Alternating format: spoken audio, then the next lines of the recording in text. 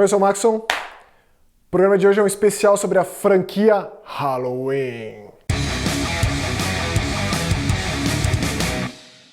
Semana de lançamento do Halloween novo, Halloween 2018, 40 anos depois do clássico de 1978, o clássico do John Carpenter e da Deborah Hill, que nos apresentou uma das grandes atrizes da nossa época, que é Jamie Lee Curtis, como uma das primeiras Scream Queens, e um dos grandes monstros da história do cinema de terror, que é o Michael Myers. A franquia Halloween é uma franquia extremamente tumultuada, bagunçada, com altos muito altos e baixos baixíssimos, tipo dos piores. Eu não diria que a franquia é tão tumultuada, tipo o Hellraiser e tipo o Massacre da Serra Elétrica, mas ela tem coisas difíceis de lidar. Esse filme novo é a continuação direta do filme 2, do Halloween 2, do Rick Rosenthal, que por sua vez continua diretamente o final do primeiro Halloween. Então eles são filmes que se encaixam muito bem. Eu acho o filme 2 um filme muito bom, mas eu vou falar de todas essas linhas temporais. Essa agora é a quinta linha temporal da franquia, pensa. Mas eu vou falar de todos eles, esse que é o 11º, eu vou passar por cada um. Tô aqui com a minha colinha para não deixar esquecer nenhuma data, nenhum nome, especialmente data, né, porque tem muitos filmes e muitas coisas. Então o filme, se você quiser saber mais sobre o filme original do John Carpenter, o Halloween de 78, quando teve o primeiro Halloween, depois que eu comecei a gravar esses vídeos, eu fiz um especial sobre, esmiuçando o primeiro filme e também multimídia da franquia. Recomendo você dar uma assistida lá. Aqui eu só digo que é isso, bicho. É um dos filmes mais importantes de terror de todos os tempos, um dos filmes de slashers mais importantes também, né? Ele trouxe o monstro pra próximo, na vizinhança, na espreita, olhando pela janela da tua casa, enquanto você está no colégio, ele fez isso. Ao mesmo tempo também que trouxe esse mito da família Myers, né? O menino que em 1963, ele matou a própria irmã a facadas. A Judith Myers estava lá se penteando e ele vai lá, simplesmente numa cena inicial fantástica, em primeira pessoa, inclusive, com a máscara ali na frente da câmera, ele mata a menina. Fica 15 anos no sanatório Smith's Grove, e lá é paciente do Dr. Sam Loomis, interpretado magistralmente pelo Donald Pleasence, que também é um dos atores fantásticos. O cara, inclusive, ele acaba carregando essa série nas costas, porque ele interpretou o Dr. Sam Loomis até falecer, inclusive o 6º filme, que é o último que ele interpretou. Ele não chegou nem a ver o filme nos cinemas, porque ele tinha falecido antes. Então essa é a realidade aí. O filme passa depois para 1978, inclusive todos os filmes da série se passam no ano que são lançados, com exceção do segundo, né, que veio um pouco de tempo depois. Então aí temos em 78 essa realidade, o Michael Myers voltando para casa, escapando do sanatório, esperou 15 anos ali sem falar uma palavra para reencontrar a Laurie Strode, que seria a sua irmã. Ele teria uma outra irmã, interpretada pela Jamie Lee Curtis, e ele sabe disso de alguma maneira. Esse filme não tenta explicar muitas coisas. O segundo filme já traz alguns outros elementos. Coloca ali uma palavra celta na lousa, que remete a um ritual pagão que acontecia na época de Halloween. O Dr. Sam Loomis atrás, ele deu 6 tiros no Michael Myers, da sacada ali, ele cai, não morre, e ele fica cambaleando aí pela vizinhança, faz mais algumas vítimas e vai atrás da Laurie no hospital onde é levada, depois ela sobreviver, a única sobrevivente aos encontros do Michael Myers. Uma característica do Michael Myers, né? Ele mata todo mundo, ele não deixa ninguém pra trás, não deixa testemunhas nem nada. Mas ela é a única sobrevivente, e aí ele vai até o seu hospital. O final do filme, esse filme Halloween 2, ele é de 1981, ele é produzido, escrito também pela Deborah Hill e pelo John Carpenter, eles ainda estavam envolvidos com a série. Inclusive é bom de citar a trilha sonora do filme, a música tema, que pra mim, na minha opinião, é a música tema mais emblemática do terror, acima de Tubarão, de Psicose e de Exorcista. É claro que isso é extremamente debatível, mas na minha opinião é a música mais emblemática. Todas essas você toca, a pessoa associa, uma pessoa que não tem nada a ver, que nem tá ligada a terror, nada associa. Mas eu acho que Halloween, a música tema de Halloween, não sei, talvez porque começa o filme já com essa música. É a primeira coisa que você vê o nome lá do produtor Mustafa Akkad, já vem essa música muito impactante, que marca demais. E aí, além dessa música tema, também tem outras variáveis dela e outras músicas também que compõem o filme, o segundo filme também, todos os filmes, né? Tem faixas adicionais, mas aí a música tema é mantida, evidentemente. O terceiro filme foi extremamente ousado. Eu, quando assisti ele a primeira vez, o terceiro filme, que é o A Noite das Bruxas, de 82, dirigido pelo Tom Lee Wallace, ele foi extremamente ousado. Eu, quando vi a primeira vez, eu detestei, pra ser muito sincero. Eu era um moleque ali do alto dos meus 15, 16 anos, alucinado pelo Michael Myers. Quando eu finalmente consegui o Halloween 3, coloquei lá no VHS. Cadê o Michael Myers? Não tem nada a ver com nada, inclusive ele tem uma questão metalinguística aí, né? Porque o filme existe lá dentro, como um filme mesmo. Mas na verdade é sobre essa organização Silver Shamrock, que inclusive tem essa musiquinha marcante demais, esse jingle de Halloween para crianças, né? Two more days to Halloween, Halloween Silver Rock, uma música que marca na cabeça, cantarolada o filme inteiro. E aí a gente vê esse médico que acaba se metendo no meio dos planos desse cara que tem por visão maior tornar todas as crianças assassinas, umas das outras e de seus adultos e tal. É um filmaço, é muito, eu acho hoje em dia, né, depois de ter visto maior e ter visto várias vezes, eu considero um baita filme, meio ficção científica com um terror forte, com uma coisa meio robótica, meio autômata, assim, É muito interessante, assim. Se você esquecer Michael Myers nesse filme, é um baita filme de terror legal, que marca muito a figura do Sr. Conan, né, que é o dono dessa organização. É a cidadezinha, o fato de estar ligado à Irlanda, quando eles visitam a cidade, o médico que vai atrás de descobrir mais sobre isso. É muito bom. Recomendo. Muito tempo depois a gente teve o Halloween 4, e aqui começa uma nova fase. Tipo, Halloween 3 é a segunda linha temporal, agora essa seria a trilogia Thorne, que é uma marca, uma runa, que começa a ser marcada a partir do quinto filme. Halloween 4, com o subtítulo de O Retorno de Michael Myers, o filme de 1988, ele apresenta uma sobrinha do Michael Myers, a Jamie Lloyd, uma menininha pequenininha que não sabe de nada, evidentemente, mas o Michael Myers, depois de ser explodido vivo no segundo filme, o começo desse filme, desse quarto filme, é bem legal. Eu gosto do quarto filme também, apesar de o visual do Michael Myers me incomodar um pouco. A máscara dele é bem artificial, assim, sei lá. A máscara original, que é feita à imagem do ator William Shatner, né, que é uma coisa que marca demais, ela vai mudando, não muito, mas o suficiente para marcar cada filme. Nos pontos baixos do quarto filme, para mim, é a máscara do Michael Myers. Então ele está sendo transferido de lugar, né, ele está ali num lugar super... Inclusive, tipo, Deus não existe aqui, tem toda aquela introdução quando o guarda leva os médicos que vão fazer essa transição do corpo do Michael Myers. É um lugar de alta periculosidade, muito abaixo ali, tipo, desses vários níveis do elevador, um negócio muito restrito ali, muito bem guardado, e o Michael Myers todo cheio de ataduras quando ele está sendo levado de um lugar para o outro. O Dr. Loomis, de novo, volta muito forte aí, também com algumas queimaduras na cara, tipo, ninguém tem ideia de quem você é. Ele é meio que um Van Helsing moderno. Eu acho que foi uma das inspirações para o papel dele, talvez o Peter Cushing ali. Eu vejo dessa forma, mesmo porque ele também é britânico, ele também tem aqueles olhos claros muito marcantes, assim, muito compenetrantes. Gosto muito do Donald Pleasence, ele volta, ele ainda é interessante nesse filme, ele ainda é aquele doutor que entende o Michael Myers como ninguém. Ele entende o Michael Myers como uma força do mal, levada só pela vontade de matar.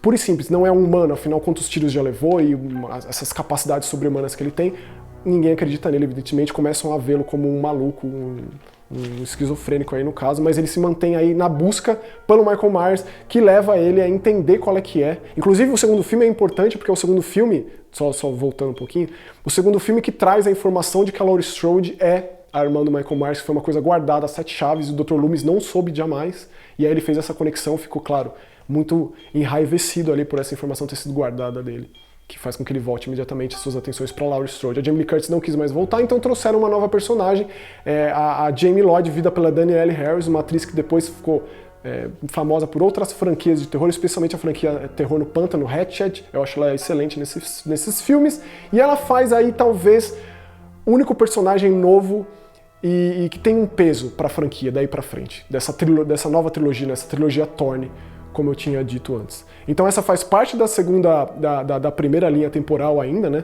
Porque ela continua a continuação direta do terceiro filme, e o Michael Myers atrás de sua sobrinha matando todo mundo e por aí vai. Evidentemente que a gente tem um desfecho aí que leva pro quinto filme da franquia, em 1988, que é A Vingança de Michael Myers. Aqui a coisa começa a ficar complicada de lidar, assim, porque o final do quarto filme mostra o Michael Myers sendo meio que atirado por moradores locais, geram ali um alvoroço. O xerife Brackett coloca contra ele, e tipo, todo mundo fica sabendo, coloca todo mundo... Na verdade ele não quer isso porque é perigoso, porém, porque outras pessoas estão começando a usar a máscara do Michael Myers e tal. Mas ele é atirado, ele é alvejado ali, e ele cai tipo numa mina.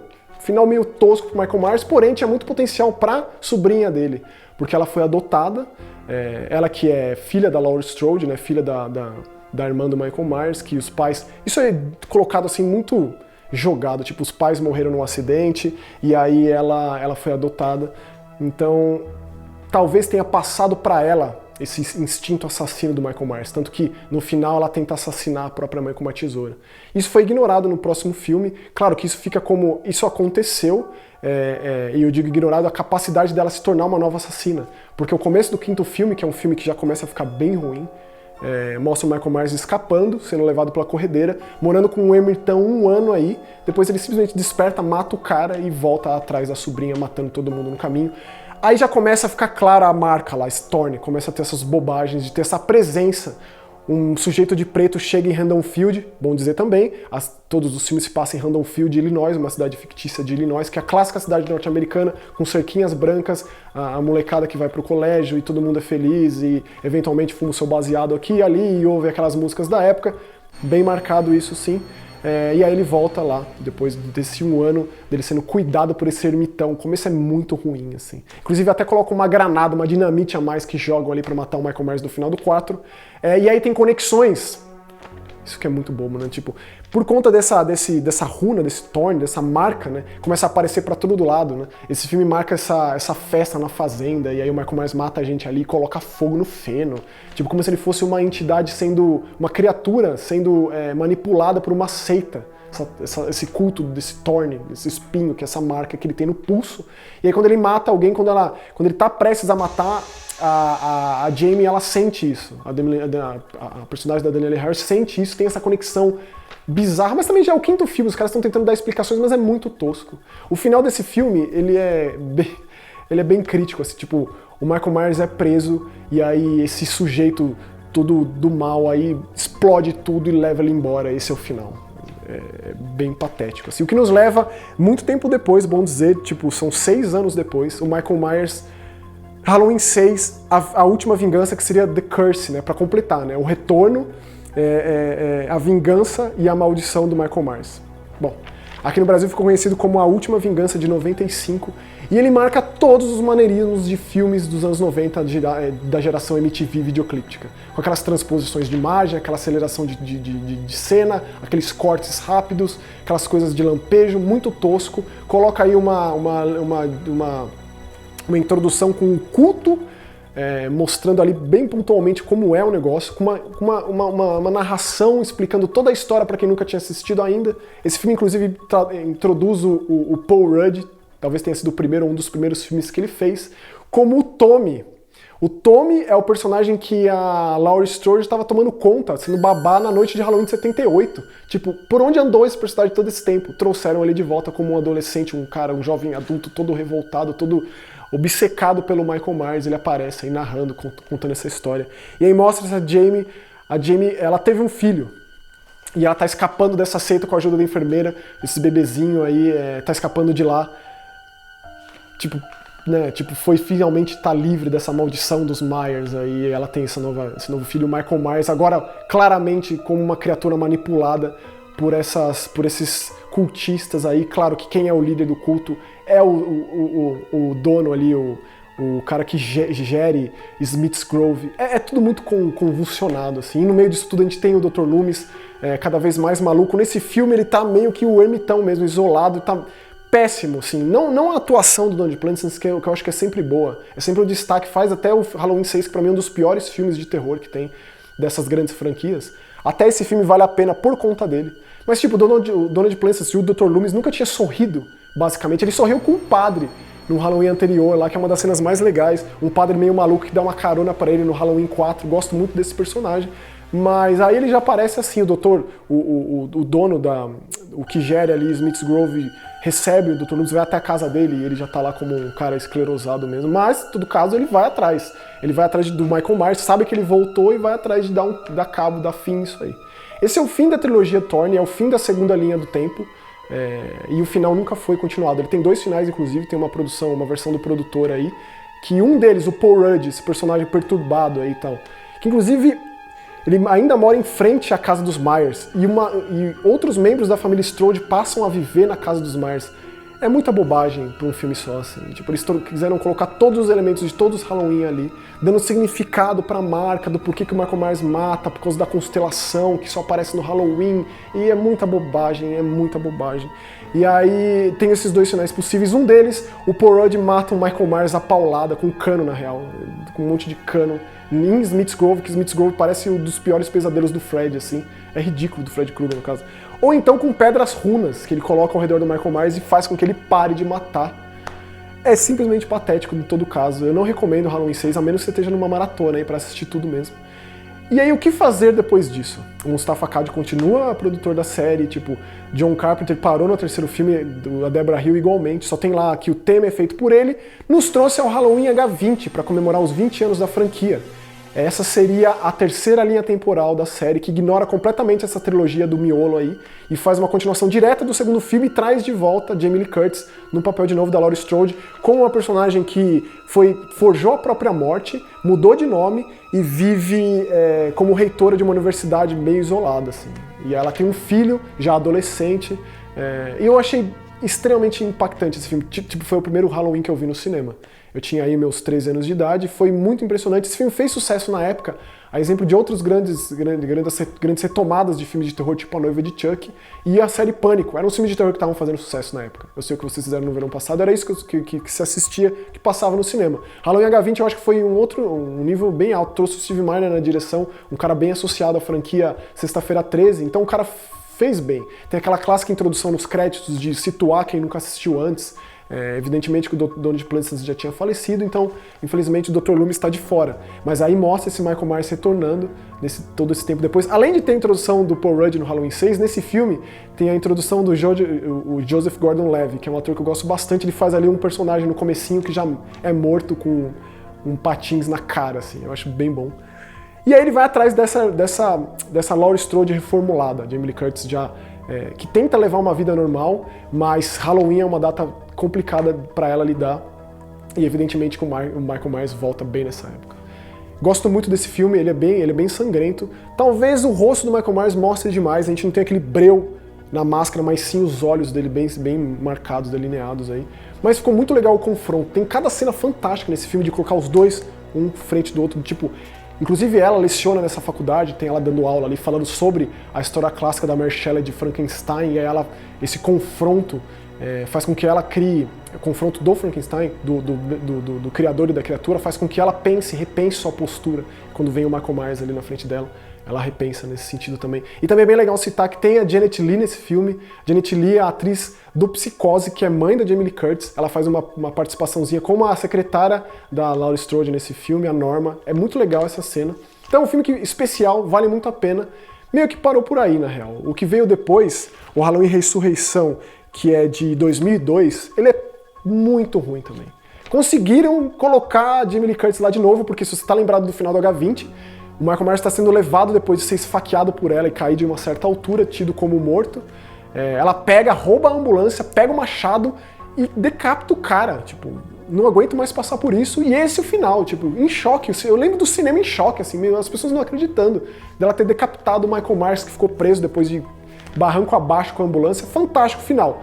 Aí diz que o Michael Myers, um exemplo bem Hannibal Lecter, ele troca de roupa com um enfermeiro ali, com um legista, esgana a traqueia do cara, o cara não consegue falar, e o Michael Myers ainda tá vivo, e a Jamie Lee Curtis fica completamente maluca por ter matado um inocente e vai para um manicômio. E o começo desse filme é justamente esse manicômio, essa Jamie Lee Curtis dando uma de doida ali, mas na real ela só tá esperando o Michael Myers chegar para dar cabo nele, e aí chega, e aí o Michael Myers mata ela. Deu fim, descanso para a personagem, uma cena patética, deu fim para uma das personagens dos embates mais marcantes e icônicos do cinema, absurdamente ridículo. E aí, depois disso, passa por um reality show. Claro, era a época dos Osbournes, era a época dos Estados Unidos alucinado por esse tipo de coisa.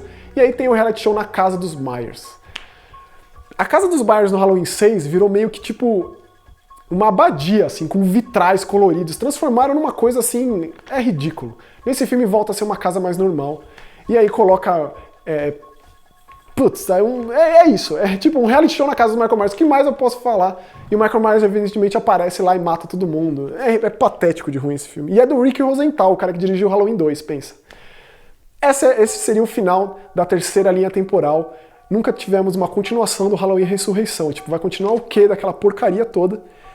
E aí, tempos depois, veio uma das coisas mais polêmicas, um dos períodos mais polêmicos da franquia, que é quando o Rob Zombie, que já era o filho do Mustafa Khad, o Mustafa Khad, infelizmente, numa calamidade, ele morreu num atentado à bomba, e aí o filho dele passou a tomar conta da franquia, E aí em 2007, 5 anos depois do Ressurreição, temos Halloween, o início.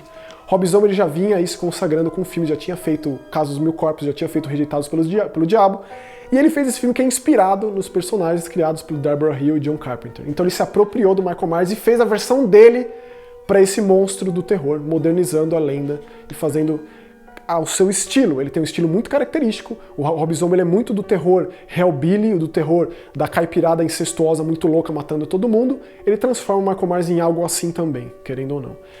Eu tenho um grande respeito por Rob Zombie, cineasta e músico, eu sou muito fã desse cara e eu gosto bastante dessas duas versões, tanto o Halloween 1, que aqui foi chamado como o início, quanto o H2 Halloween, que veio 2 anos depois, 2009, que é a continuação direta, e conta um arco muito fechado do Michael Myers, da Laurie Strode, da amiga dela, da Annie, e traz grandes atores interpretando grandes papéis.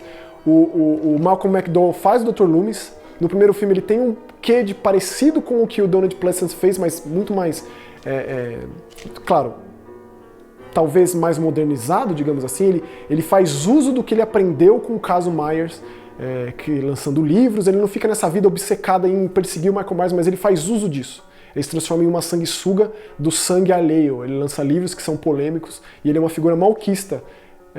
Então são loucuras diferentes.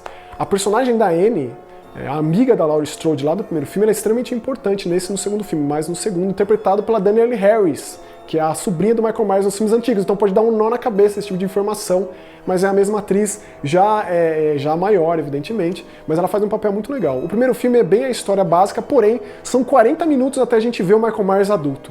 Então ele se preocupa muito em contar por que ele faz o que ele faz, em dar significado para coisas que não tinha antes. Se o Michael Myers ele era uma força de assassinato da natureza, uma força má, pura e simples, que naqueles olhos só se vê a maldade, como diz o Dr. Loomis, muito sabiamente, esses filmes não, dão um significado. Ele mora numa casa degenerada, a mãe dele e o cara que tipo, ela gosta, que mora ali, tem uma relação muito difícil, a irmã dele é uma pessoa complicada de lidar, e tipo, ele é um menino com tendências sociopatas, psicopáticas ali desde muito novo. Então o Michael Myers não tem 6 anos, ele tem 10, mostra ele sofrendo bullying no colégio, e aí mostra muito desse cenário. A mãe dele, que é a Sherry Moon Zombie, a esposa do Rob Zombie, que faz todos os filmes dele, ela é uma stripper, e aí é claro que no colégio tiram sarro, zoam isso, né? E é bem barra pesada, no estilo bem Rob Zombie, muitos closes, muito sujo, muito obsceno, muito violento, muito explícito, no estilo bem dele, bem sujão. Já vem dos Rejeitados pelo Diabo, que é um baita filme, tem muito aí também. E aí tem o lance do menino se esconder nas máscaras. Também tem muito significado por trás das máscaras. O Michael Myers já adulto, confeccionando máscaras ali. O Danny Trejo, evidentemente, é o cara que cuida do Michael Myers ali. O Bill Moseley é um dos outros caras que também cuida, mas ele é muito escroto. E é numa dessas escrotices aí que ele consegue escapar o Michael Myers. E aí ele vai de volta a Haddonfield para matar a sua irmã que sobreviveu. E aí fica bem claro no filme que é uma bebezinha mesmo. E ela vai atrás dela.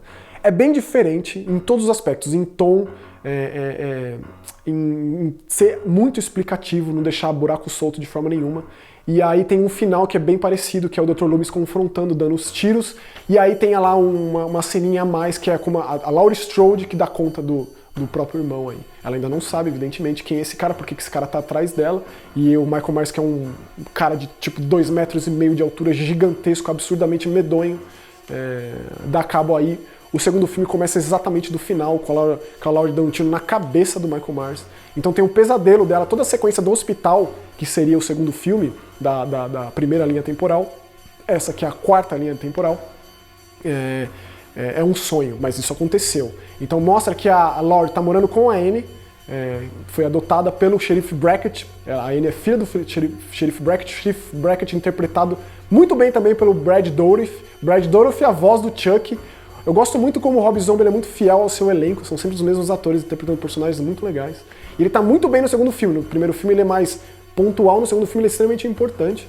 E o Michael Myers, um eremita, são 2 anos depois do filme original, não existe o cadáver do Michael Myers, ninguém tem esse cadáver, então ele é tido como morto, porém, onde ele está. Então mostra que esse Michael Myers ele é um eremita, ele vai de fazenda em fazenda, de locação em locação, mantendo-se vivo, numa conexão com o filme original, e tem umas homenagens desse tipo, mostra o Michael Myers se alimentando de um cachorro. E se você lembra quando o Sheriff Brackett e o Dr. Loomis chegam na casa dos Myers pela primeira vez no primeiro filme, eles encontram ali um cachorro que acabou de ser morto, e aí o Dr. Loomis comenta, talvez ele estivesse com fome, e aí tem essa homenagem, e é legal na cena no filme, porque enquanto o Michael Myers come esse cachorro, que inclusive esse cachorro é de fazendeiros que estavam tomando conta de sua propriedade, que foram mortos pelo Michael Myers, mostra um jantar entre a Annie, a Laurie e o Sheriff Brackett comendo uma pizza de pepperoni, sei lá do que, sendo que a Annie ela é vegetariana. Também tem essa questão, né? O Rob Zombie coloca coisas dele, da vida dele. Ele é um vegano nato, né? Que prega muito o veganismo, a proteção aos animais. O Rob Zombie é muito assim, ele consegue colocar isso nos seus filmes de uma forma sutil que eu gosto muito. E esse filme é isso. Esse filme... O que no começo eu não gostei, a primeira vez que eu assisti esse filme eu fiquei ressabiado, foi a presença da mãe do Michael Myers como um ser celestial, uma visão pro assassino. Tanto da mãe quanto dele mais novo. Então tinha essas fases, né? O Michael Myers assassino adulto, novo. E depois eu achei isso interessante como é mostrado no filme, depois de ter assistido várias vezes. Porque isso é pontuado de uma forma muito inteligente no filme. Tanto que o final é um final muito simbólico. Pode ser que tenha exagerado enquanto mostra o rosto do Michael Myers, o quanto tenta humanizar o Michael Myers. E ele até fala, quando ele mata o Dr. Loomis, ele fala um die bem sonoro assim. Esse tipo de coisa seja exagerado, mas o Rob Zombie se apropriou mesmo da franquia à sua forma, colocando aquele monte de música. Love Hurts do Nazaré é muito importante, a trilha sonora é muito importante, né? As músicas marcam demais, e claro que tem a música tema do John Carpenter, porém tem uma trilha sonora muito característica dos filmes do Rob Zombie. E se você assistir os filmes posteriores, o Lords of Salem e depois o 31, você vê que ele tem um estilo bem próprio, goste ou não. E se você gosta de tudo, se você não gosta... Só lamento. Então esse é o final da quarta linha temporal. O quinto filme que vai sair agora, tipo, ufa, né? O quinto filme que vai sair agora é o final, tipo, continua o segundo filme, é a quinta linha temporal da série. Tipo, ignora completamente lá a trilogia do Thorne, ignora os remakes, ignora o terceiro, ignora o H20, ignora a ressurreição, e vai ter um novo desfecho aí para esse confronto Jamie Lee Curtis, Laurie Strode e o Michael Myers. Legal dizer que o Michael Myers interpretado nesse filme novo é o Nick Castle, é o mesmo ator que faz o Michael Myers lá no filme de 78. Então, quinta-feira agora a gente vai ter um novo filme 40 anos depois, celebrando os 40 anos da franquia, e continua no segundo filme. Então o Michael Myers ele foi explodido devidamente lá no hospital, depois do confronto com o Dr. Loomis e com a Laurie Strode. Então o que veremos, vou falar tudo pra vocês aqui na quinta-feira. Espero que esse vídeo tenha elucidado um pouco, te dado um caminho aí pra seguir. Sei que foi longo, mas é muito filme, então eu precisei falar de tudo isso. Então valeu, nos vemos na quinta.